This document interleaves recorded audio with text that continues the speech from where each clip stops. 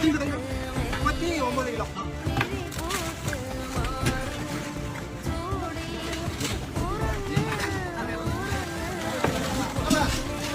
நம்ம பண்ணுறது 1200 கிலோ.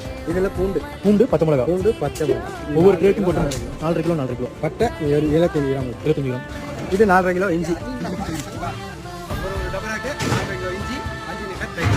இது தயிர், அப்புறமா கல்லுப்பு ஒரு பாக்கெட்டா? ஒரு பாக்கெட்டில் நம்ம தேவையான ஏலக்காய் கிராம்பு மிளகாத்தூள் ஒரு டபராக்கு 1/2 கிலோ. 38 கிலோ கறி. நம்ம கழுவி நீட்டாக டபராவில் கழுவிட்டு ஏலக்காய்